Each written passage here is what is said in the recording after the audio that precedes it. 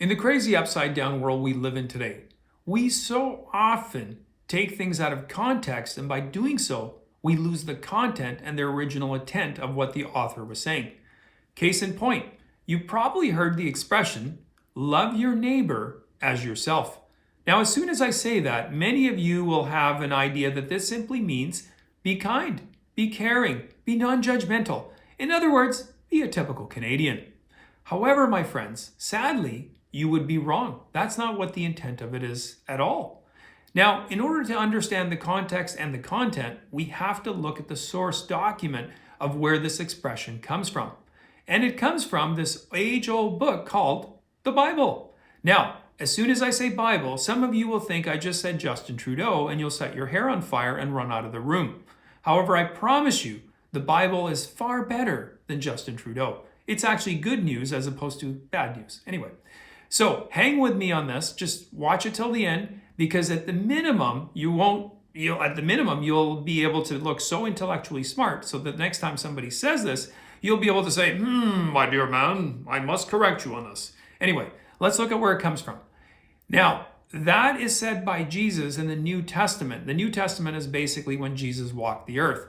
And it is Mark 12:29 to 31. And it goes like this. One of the teachers of the law came and heard them debating. Noticing that Jesus had given them a good answer, he asked him, of all the commandments, which is the most important? The most important one, answered Jesus, is this. Hear, O Israel, the Lord our God, the Lord is one.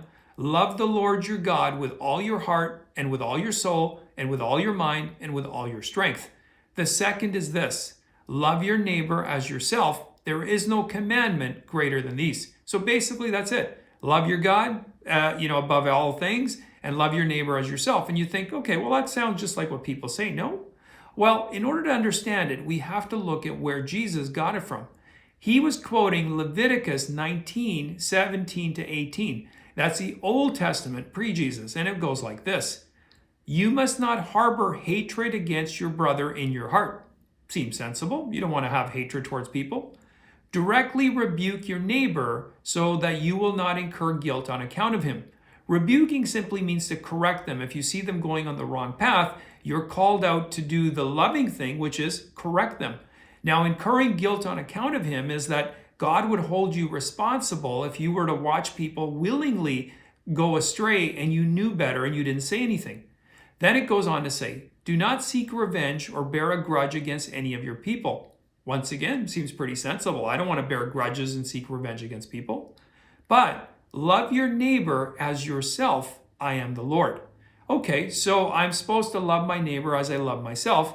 And if I love myself, I would want to be on the right path as well. I would think if I'm blindly going in the wrong direction, I would hope that those around me love me enough to correct me and tell me the truth.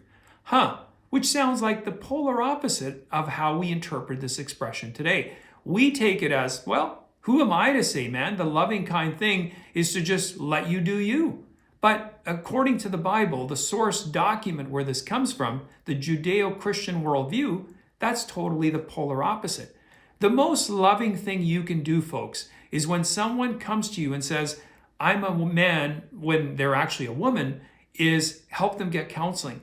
Help them get care because they've got a delusion, an issue that they're dealing with.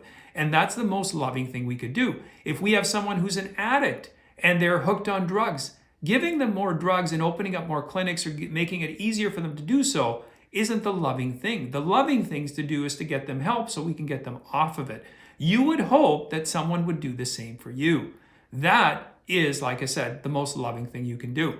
Anyway, I hope this has helped. It's helped you understand the context of it, and because of that, you now understand the content.